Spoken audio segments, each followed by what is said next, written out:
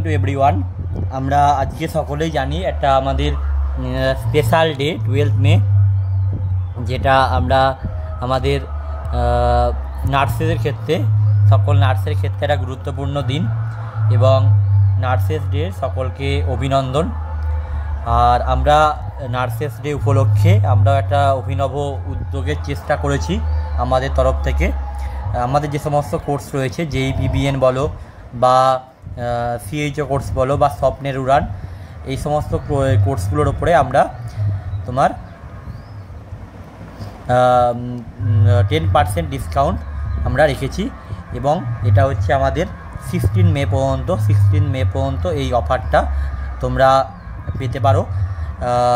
আর তোমরা কোনো কোর্সে এনরোল করতে চাইলে আমাদেরকে এই নাম্বারে আমাদেরকে মেসেজ করবে, ঠিক আছে? হোয়াটসঅ্যাপ বা কল যে কোনো কিছু করতে পারো। কোর্সের সকল ডিটেলসের জন্য 7501229553 এই নাম্বারে হোয়াটসঅ্যাপ বা কল করতে পারো JEE-PBN, CHO বা স্বপ্নের উড়ান যে কোনো কোর্সে এনরোল করার জন্য।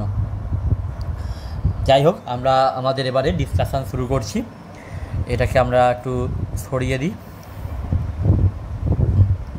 আচ্ছা, দেখো, প্রথমে যে কোশ্চেনটা দিয়েছে, usual dose of lithium in treatment of mania ট্রিটমেন্টের ক্ষেত্রে আমরা কতটা পরিমাণ তোমার হচ্ছে লিথিয়ামের ডোজ ইউজ করি।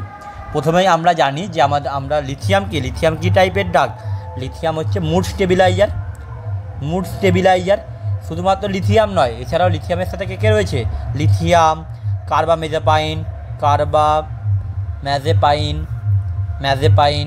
বা সোডিয়াম ভ্যালপোরেট।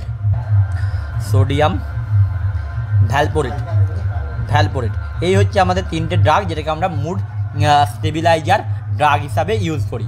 বা লিথিয়াম সম্বন্ধে আমরা মোটামুটি জেনেছি যে আগে একটা কোশ্চেন ছিল আমাদের যে থেরাপিউটিক ডোজ সম্বন্ধে। থেরাপিউটিক ডোজে আমরা পড়েছিলাম যে 0.6 থেকে 1.2 মিলি ইকুইভ্যালেন্ট পার লিটার ইউজ করি আমরা, কি অ্যাজ হচ্ছে তোমার লিথিয়ামের তোমার থেরাপিউটিক লেভেল হিসাবে। আর যদি টক্সিক লেভেল বলে, তাহলে লিথিয়ামের টক্সিসিটি শুরু হয় তোমার যদি 2 মিলি ইকুইভ্যালেন্ট পার লিটার হয়ে যায়, দেন তোমার টক্সিসিটি হয়ে থাকে। বিভিন্ন লিথিয়ামের টক্সিসিটিতে বিভিন্ন ধরনের জিনিসপত্র হয়ে থাকে, সেইগুলো আমাদের আলোচ্য বিষয় নয়। এবার আমাদের জানতে হবে যে ম্যানিয়ার ক্ষেত্রে তোমার কতটা পরিমাণে আমরা লিথিয়ামের ডোজ ইউজ করি।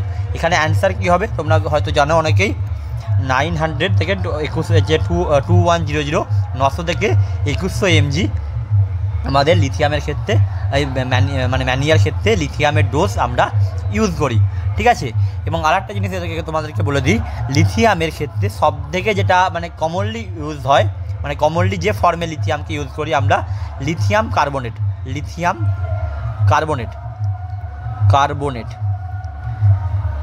LiCO3 লিথিয়াম কার্বনেট ফর্মে আমরা ইউজ করি, ঠিক আছে? এর বিভিন্ন ট্যাবলেট পাওয়া যায়, কোনোটা 3 mg 300 mg 400 mg ট্যাবলেট পাওয়া যায়। এছাড়াও এর হচ্ছে লিকুইড ফর্মও পাওয়া যায়, যাকে বলা হয় লিথিয়াম সাইট্রেট। এটা লিকুইড ফর্মে পাওয়া যায়, ঠিক আছে? লিথিয়াম সাইট্রেটের লিকুইড ফর্ম পাওয়া যায়। আচ্ছা, আর একটা যেটা ইম্পর্টেন্ট তোমাদের, লিথিয়ামের যেমন ইম্পর্টেন্ট, কার্বামেজাপাইনটাও কিন্তু ইম্পর্টেন্ট। কার্বামেজাপাইনেও কিন্তু জিজ্ঞেস করে অনেক এক্সামের ক্ষেত্রে যে তোমার ম্যানিয়ার ক্ষেত্রে বা ম্যানিয়ার ক্ষেত্রে জিজ্ঞেস করে না, এমনি নর্মাল জিজ্ঞেস করে যে অ্যাভারেজ যে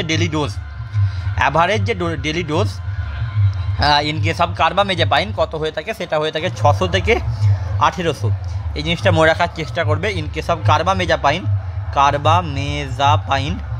কার্বামেজাপাইনের ক্ষেত্রে আমরা 600 থেকে 1800 mg আমরা কি পার ওরাল ডোজ আমরা ইউজ করে থাকি। তাহলে আমাদের কাছে ক্লিয়ার ব্যাপারটা, 900 থেকে 2100 ব্যাপারটাও ক্লিয়ার এবং সমস্ত লিথিয়াম সম্বন্ধিত মোটামুটি ব্যাপারগুলো আমাদের কাছে ক্লিয়ার। আরও কয়েকটা জিনিস আমি বলে দিচ্ছি যেগুলো আমার মনে আসছে। লিথিয়াম হচ্ছে তোমার কি বলবো,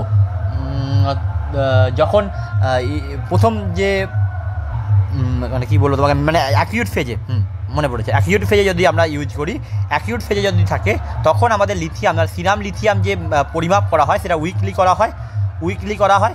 আর যখন মেনটেনেন্স ফেজে রয়েছে, মোটামুটি ঠিকঠাক আছে, সেক্ষেত্রে তখন আমরা 2 উইকস ইন্টারভ্যালও করতে পারি বা মান্থলি করা হয়, ঠিক আছে, যে তাহলে সিরাম লিথিয়াম লেভেল আমরা কখন চেক করি, যদি হচ্ছে অ্যাকিউট ফেজে থাকে তখন হচ্ছে আমরা উইকলি চেক করি, আর যদি আমাদের মেনটেন্স ফেজে থাকে তাহলে সেক্ষেত্রে আমরা 2 উইকস ইন্টারভ্যালে করে থাকি বা মান্থলি ইন্টারভ্যালে করে থাকি।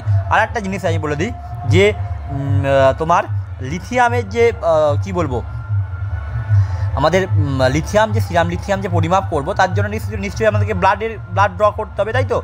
মানে ব্লাড ড্র করতে হবে লিথিয়ামের সিরাম লিথিয়ামকে আমাদের জানতে গেলে। সেক্ষেত্রে আমরা সবসময় একটা জিনিস মনে রেখো যে 12 থেকে 14 ঘন্টা লাস্ট ডোজ নেওয়ার পরেই, লাস্ট ডোজ অফ লিথিয়াম নেওয়ার 12 থেকে 14 ঘন্টা পরেই আমরা কিন্তু তার ব্লাড ড্র করব, এবং যতটা আমাদের প্রেফারেন্স টাইম হবে মর্নিং। বোঝা গেল ব্যাপারটা? কি বলতে চাইছি, যে লিথিয়ামের জন্য যে আমরা ব্লাড ড্র করব, মানে সিরাম লিথিয়াম ইভ্যালুয়েশনের জন্য যে ব্লাড আমরা ড্র করব, সেটা চেষ্টা করবে যাতে মর্নিংয়ের দিকে হয় ব্লাডটা ড্র করাটা। আর দ্বিতীয়ত যখন আমরা ড্র করব সেটা যেন অবশ্যই তোমার লাস্ট ডোজ নেওয়ার 12 থেকে 14 ঘন্টা পরে হয়ে থাকে। অনেক কিছু জিনিস বলে দিয়েছি, এই জিনিসগুলো মাথায় রেখো। দ্বিতীয়ত কী বলছে, ড্যাশ ইন্ডিকেটস, তার সেকেন্ড কোশ্চেন কী বলছে, ড্যাশ ইন্ডিকেটস লিথিয়াম টক্সিসিটি। আমি এইমাত্র বললাম যদি 2 মিলি ইকুইভ্যালেন্টের থেকে বেশি হয় তাহলে তাকে আমরা কী বলি, লিথিয়াম টক্সিসিটি বলা হয়। তাহলে এই জিনিসটা আমাদের ক্লিয়ার, এ সম্বন্ধে কিছু বলার নেই আমাদের। দেন দেখো, অনেকে তোমরা অ্যান্সার দিয়েছো, 104 জন অ্যান্সার দিয়েছো, মানে দিস ইজ ভেরি গুড।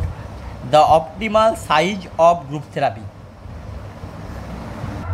সহজ কোশ্চেন, তা না তোমরা সকলে এটা আমাদের কাউন্সিল এক্সামেও আসে যে গ্রুপ থেরাপির ক্ষেত্রে কতজন একটা অপটিমাল মানে যে মেম্বার আমরা সাইজ নিতে পারি সেটা কতজন নিতে পারি, 8 থেকে 10 জন, জানো সকলেই। দেখো আমি কয়েকটা জিনিস তোমাদের বলে দিই যে গ্রুপ থেরাপির ক্ষেত্রে কয়েকটা জিনিস আমি বলে দেওয়াটা গুরুত্বপূর্ণ মনে হচ্ছে আমার। গ্রুপ থেরাপির ক্ষেত্রে জানো এগুলো প্রত্যেকটা সাইকোথেরাপি, বিভিন্ন সাইকোথেরাপির মধ্যে পড়ে, প্রথম কথা। দ্বিতীয় কথা হচ্ছে আমাদের গ্রুপ থেরাপির ক্ষেত্রে সবসময় হোমোজেনাস গ্রুপ নিতে হবে। কী গ্রুপ নিতে হবে? হোমোজেনাস গ্রুপ নিতে হবে, ঠিক আছে, হোমোজেনাস গ্রুপ নিতে হবে। দ্বিতীয়ত হচ্ছে তোমার কখনোই গ্রুপের মধ্যে তুমি কোনো কি বলবো, সিভিয়ারলি ডিপ্রেসড পেশেন্ট বা হচ্ছে কোনো সুসাইডিয়াল অ্যাটাক রয়েছে, কোনো পেশেন্টের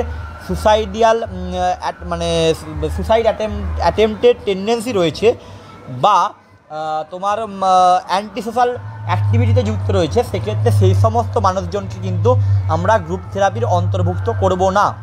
বুঝতে পারলে কথাটা? যে গ্রুপ থেরাপির মধ্যে আমরা কখনোই কোনো অ্যান্টি সোশ্যাল ব্যক্তিকে বা তোমার কোনো সিভিয়ারলি ডিপ্রেসড পেশেন্টকে বা তোমার হচ্ছে কোনো তোমার সুসাইডিয়াল কোনো টেন্ডেন্সি রয়েছে কোনো ব্যক্তিকে আমরা কিন্তু কখনোই অ্যালাউ করব না। দ্বিতীয়ত হচ্ছে আমরা সবসময় গ্রুপ থেরাপির ক্ষেত্রে চেষ্টা করব যাতে হোমোজেনাস গ্রুপ ক্রিয়েট করা যায়, ঠিক আছে।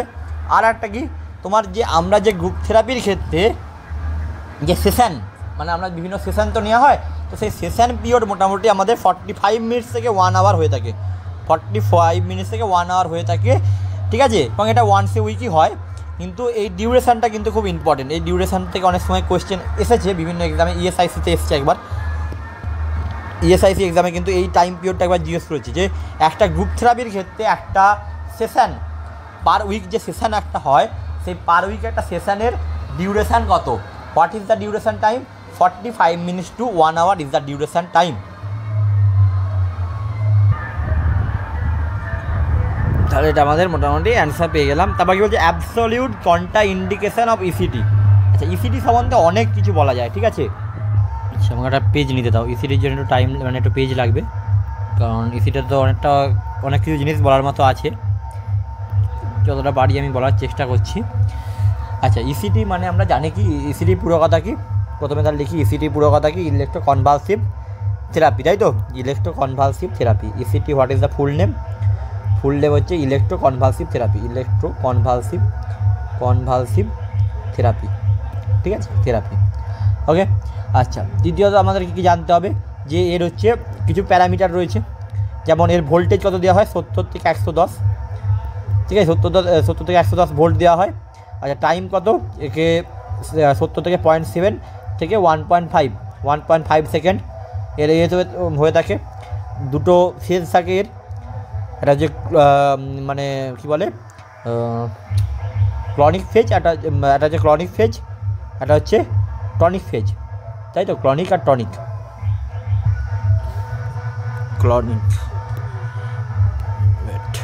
টনিক একটা হলো টনিক ফেজ। টনিক ফেজটা কত সেকেন্ড হয়? টনিক ফেজটা 10 থেকে 20 সেকেন্ডের মতো হয়ে থাকে এবং এটা হচ্ছে 30 থেকে 60 সেকেন্ডের মতো হয়ে থাকে। এখানে মেনলি কী তৈরি হয়? একটা গ্র্যান্ড মাল সিজার তৈরি হয়, তাই তো? মানে ইলেকট্রোকনভালসিভ থেরাপির মাধ্যমে তোমার একটা আর্টিফিশিয়াল ইন্ডাকশান করানো হয়, তাই তো? আর্টিফিশিয়াল ইন্ডাকশান করানো হয় গ্র্যান্ড মাল সিজারে। আর্টিফিশিয়াল আমরা হচ্ছে কী করি? আমরা হচ্ছে আর্টিফিশিয়াল ইন্ডাকশান করি কিসের? আমরা তোমার গ্র্যান্ড মাল সিজারের একটা করে থাকি। কিসের মাধ্যমে? যে আমরা ইলেকট্রিক কারেন্ট পাস করার মাধ্যমে, আমাদের ব্রেনের মধ্য দিয়ে ইলেকট্রিক কারেন্ট পাস করার মাধ্যমে আমরা একটা আর্টিফিশিয়াল ইন্ডাকশান তৈরি করি গ্র্যান্ড মাল সিজারের। এই হচ্ছে ঘটনা। আচ্ছা, এবার কি ইসিটি আমরা জানি দুভাবে করা যেতে পারে। একটা হচ্ছে যেটা আগেকার দিনে করা হতো, ডিরেক্ট ইসিটি করা হতো, যেখানে কোনো কিছু মাসেল রিল্যাক্সেশন বলো বা তোমার বলো কী বলো অ্যানাস্থেসিয়া বলো, কোনো কিছু ইউজ করা হতো না, ঠিক আছে? কিন্তু পরবর্তীকালে কী হয়েছে? মডিফাইড হয়ে গেছে। সেখানে অ্যানাস্থেসিয়া ইউজ হয়, সেখানে তোমার হচ্ছে মাসেল রিল্যাক্সেশন ইউজ হয়। এখানে মেনলি 3টে জিনিস ইউজ হয়। একটা হচ্ছে অ্যাট্রোপিন ইউজ হয়, একটা হচ্ছে তোমার থিওপেন্টাল সোডিয়াম, আর একটা জিনিস ইউজ হয়, সেটা হচ্ছে সাকসিনাইল কোলিন, কোলিন, ঠিক আছে? এই 3টে মোটামুটি ড্রাগ ইউজ হয়। এই হচ্ছে ঘটনা। এবার হচ্ছে আমরা বিভিন্নভাবে এই যে ইলেকট্রোড হয় বিভিন্নভাবে প্লেস করতে পারি। যে ইলেকট্রোডগুলো প্লেস করা হয় দুভাবে করা যেতে পারে। একটা হচ্ছে দুদিকেই, মানে যাকে বাইল্যাটারাল বলা হয়। একটা হচ্ছে ইউনিল্যাটারাল, ওকে? একটা ইউনিল্যাটারাল, একটা বাইল্যাটারাল। এই দুভাবে আমরা কি ইসিটিগুলো, মানে ইসিটির যে ইলেকট্রোডগুলো আছে সেগুলো আমরা প্লেস করতে পারি। এর হচ্ছে তোমার কী বলে ইন্ডিকেশান কী? বিভিন্ন টাইপের ইন্ডিকেশান হয়।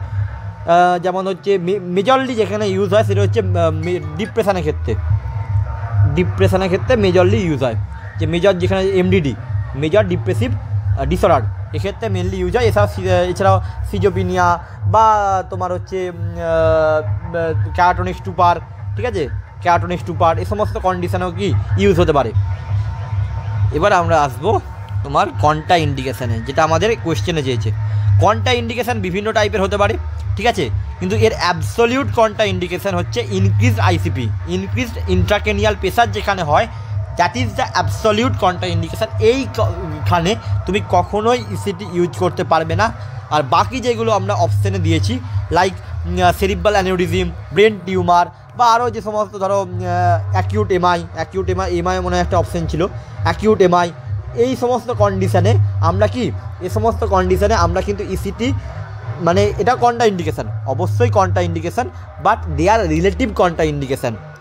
দে are cerebral aneurysm, increase ICP বা acute MI, they are the relative তোমার contraindication, but the brain tumor, but the increased ICP is the absolute contraindication. বোঝা গেছে? I think clear? Okay. Then behavioral therapy include all except modeling, exposure and response prevention, free association, reinforcement schedule. দেখো এখানে যে কোশ্চেনটা দিয়েছে যে behavioural থেরাপির মধ্যে কোনগুলো মানে কোনটা আসে না, দেখো মেন এখানে অ্যান্সার হবে ফ্রি অ্যাসোসিয়েশন। এটা কিসে আসে? Psycho analytical theory. এটা হচ্ছে আমাদের সিগম্যান্ড ফ্রয়েড স্যারের যে সাইকো অ্যানালাইটিক্যাল থিওরি রয়েছে, সেই সাইকো অ্যানালাইটিক্যাল থিওরির এটা হচ্ছে পার্ট। এখানে কি করা হয়? এখানে যে পেশেন্ট থাকে, যিনি থেরাপি নিচ্ছেন, সেখানে কি হয় যে থেরাপিস্ট কোনো একটা ওয়ার্ড দেয়, লাইক তোমাকে ধরো বললো যে ওখানে যেটা বলছিলাম তোমাদেরকে, যে একটা কোনো একটা থেরাপিস্ট কোনো একটা মানে যে থেরাপি নিচ্ছেন আর কি, যে ব্যক্তি বা পেশেন্ট, তাকে একটা ওয়ার্ড দিয়ে দিল, ধরো সামথিং ওয়ার্ড দিল মাদার। এবার মাদার সম্বন্ধে সেই পেশেন্টের কি অভিব্যক্তি, মা সম্বন্ধে সেই ওয়ার্ডটা শোনার পর তার কি মাইন্ডের মধ্যে আসছে, যে তিনি কী সব কথা বলছেন, সেই জায়গা থেকে তার হচ্ছে অভিব্যক্তিটা আমরা বুঝতে পারবো। That is the free association. কোনো একটা ওয়ার্ড দিয়ে দেওয়া হয় এবং তার সম্বন্ধে তার যে অভিব্যক্তি পেশেন্টকে বলা হয় যে তুমি বলতে this is the free association, this is the part of the psychoanalytical theory by the Sigmund Freud. Okay, so this is the answer. আর বাকি যে সমস্তগুলো আছে সেগুলো হচ্ছে তোমার বিহেভিয়ারাল থেরাপির মধ্যে পড়ে, এগুলো সমস্ত ডিসকাশন করা সম্ভব নয় এখানে। The word schizophrenia was coined by, সকলেই জানো ইউজেন ব্লিউলার আমাদের প্রথম যে সিজোফিনিয়া টার্মটা রয়েছে তিনি মানে কয়েন করেছিলেন এবং এর নাম মানে কি হচ্ছে split of mind, split of mind, split of mind. Schizophrenia কথার অর্থ হচ্ছে স্প্লিট অফ মাইন্ড, ঠিক আছে। এবং এটা হচ্ছে কিসের মধ্যে পড়ে, সাইকোসিস আর নিউরোসিস, দিস ইজ সাইকোসিসের মধ্যে পড়ে, সাইকোসিসের মধ্যে পড়ে। বিভিন্ন ডেলিউশন দেখতে পাওয়া যায়, তাই তো ডেলিউশন দেখতে পাওয়া যায় জানো সকলেই।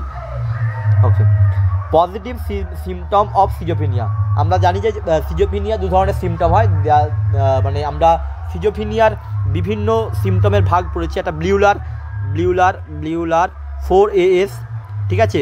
তারপর হচ্ছে Schneider first rank symptom, Schneider first rank symptom. আর একটা আমরা পড়েছি যে positive negative symptom. Okay, Bleuler 4S জেনে রাখো, এটা সম্বন্ধে কোশ্চেনও মনে হচ্ছে আমি কি দিয়েছিলাম, ব্লিউলার 4S এর মধ্যে কোনটা আসে না, হ্যাঁ এখানে দেওয়া আছে। দেখো এখানে এই কোশ্চেনটাও কভার হয়ে যাবে। তোমার বিউলার যে 4AS আছে তার মধ্যে কী কী আসে, এটা হচ্ছে অ্যাম্বিভ্যালেন্স আছে। অ্যাম্বিভ্যালেন্স মানে কি, পেশেন্টের মধ্যে একটা কাজ করে যে আমি এটা করবো কি করবো না, মানে কন্ট্রাডিক্টরি একটা কী বলবো, তারা মানে সবসময় একটা অ্যাটিটিউড বলো বা ইমোশন বলো সমস্ত তার মধ্যে কাজ করে যে এই কাজটা কি করা উচিত না উচিত নয়, সবসময় তার মনের মধ্যে একটা মানে কন্ট্রাডিক্টরি একটা কনফ্লিক্ট চলতে থাকে, ঠিক আছে। দেন কি অটিস্টিক থিঙ্কিং, যদিও এটা যে আমাদের বাচ্চাদের ক্ষেত্রে যে অটিজম হয়ে থাকে তার মতো জিনিসটা নয়, কিন্তু হ্যাঁ কিছুটা একই জিনিস। এখানে ক্ষেত্রেও কী হয়, এখানে ক্ষেত্রে ইন্ডিভিজুয়াল মানে যে আমাদের এনভায়রনমেন্টের সাথে সে কী করতে পারে, মানে কানেক্ট করতে পারে না নিজেকে সে ব্যক্তিটা আমাদের এনভায়রনমেন্টের সাথে কানেক্ট করতে পারে না। ইন্ডিভিজুয়াল কী হয়, আনেবেল হয় কার সাথে কানেক্ট করতে বা রিলেট টু দ্য এনভায়রনমেন্টের সাথে রিলেট করতে পারে না। এটা অটিজমের ক্ষেত্রে দেখতে পাওয়া যায়। আর কি অ্যাম্বিভ্যালেন্স আছে, অটিস্টিক থিঙ্কিং বললাম। অ্যাসোসিয়েটিভ লুজনেস বলতে কি, মানে দেখো আমি কোনো একটা কথা বলছি, সেই কথা বলার আগে আমরা অবশ্যই কি আমরা বিভিন্ন দিক চিন্তা ভাবনা করে কথাটা বলি, ঠিক আছে। নিশ্চয়ই আমরা এটা বলি না যে ধরো আমি বলছি আমি ভাত খাই তার মানে হচ্ছে আমার পেনের রং সাদা, এই সমস্ত কথাবার্তা বলি না। আমরা কথাবার্তা বলার সময় আমরা নির্দিষ্ট ভেবে চিনতে যে কার সাথে কার সম্পর্কযুক্ত দেন কথাটা আমরা বলি। But in case of associative looseness আমাদের মানে লজিক্যাল থিঙ্কিংটাই চলে যায়, সেটাই চলে যায়।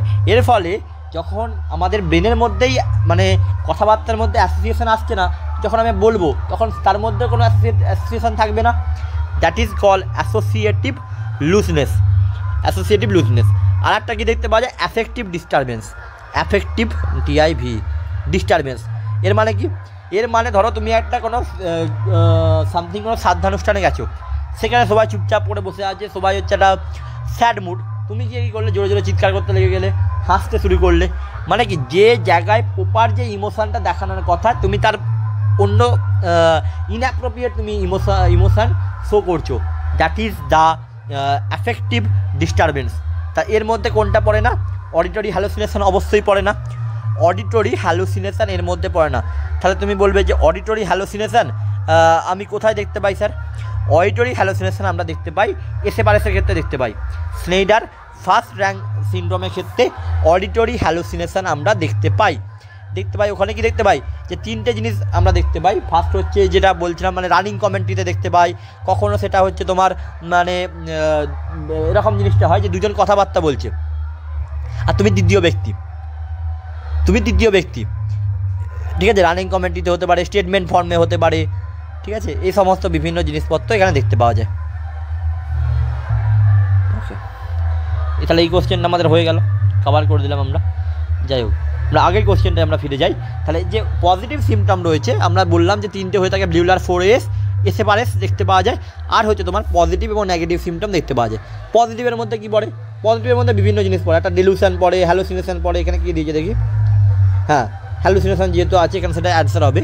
এছাড়াও কি ডিলুশন পড়তে পারে, ডিলুশন, হ্যালুসিনেশন, হ্যালুসিনেশন, ঠিক আছে।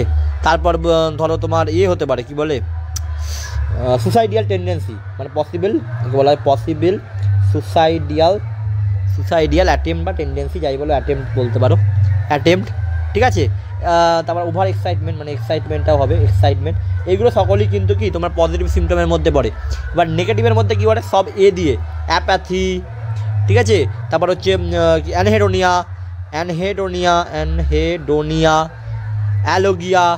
অ্যালোগিয়া, ঠিক আছে। তারপর অ্যাভোয়েলেশন, TION, ঠিক আছে। এই সমস্ত জিনিসপত্র তোমার হচ্ছে কিসের মধ্যে পড়ে, ইন কেস অফ নেগেটিভ সিমটমের মধ্যে পড়ে, ঠিক আছে, বোঝা গেছে।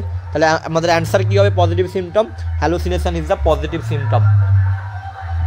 তারপর কি pathological repetition by imitation of the behaviour of another person, echopraxia, যখন হচ্ছে কোনো ব্যক্তির আমরা কাজকে করি তাকে বলা হয় ইকোপ্রেক্সিয়া। আর যদি কোনো ওয়ার্ড বা ফ্রেজকে আমরা করি তাহলে তাকে কী বলা হয়, ইকোলেলিয়া।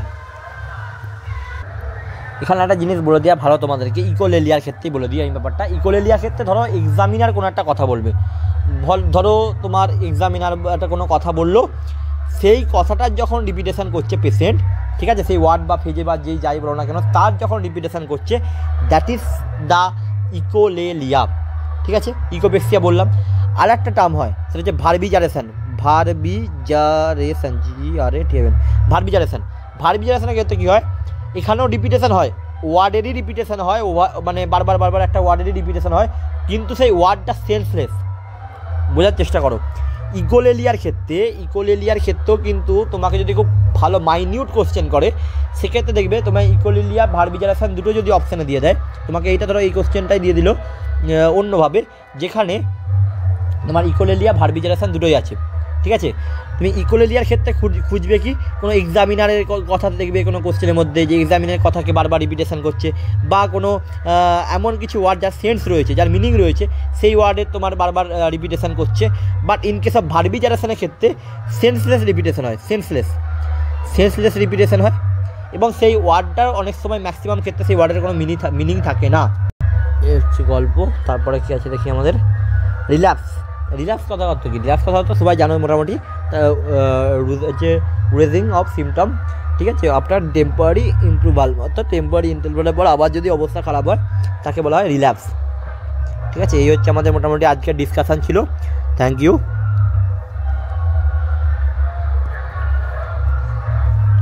জয় হিন্দ। আর আমরা যেটা বললাম, যদি তোমরা কেউ JEE বা CHO বা স্বপ্নের উড়ান যে কোনো কোর্সে তোমরা এনরোল করাতে চাও, সেক্ষেত্রে তোমাদের 10% অফ পাবে আপ টু 16 মে পর্যন্ত। তোমরা নার্সেস ডে সেলিব্রেশনের জন্য আমরা এই অফারটা রেখেছি, ঠিক আছে, সেলিব্রেশনের জন্য এই অফারটা আমরা রেখেছি। এবং তোমরা অবশ্যই যারা ইচ্ছুক জয়েন করতে ইচ্ছুক, তারা অবশ্যই আমাদেরকে এই নাম্বারে ফোন করবে, 7501229553, এই নাম্বারে হোয়াটসঅ্যাপ করবে বা কল করবে। সমস্ত কোর্সের ডিটেলস মাইনিউটলি আমরা বলে দেবো, ঠিক আছে, যে ফ্যাকাল্টি বা এক্সাম সমস্ত যা কিছু ডিটেলস হয় সমস্ত কিছু বলে দেবো। ওকে, থ্যাংক ইউ।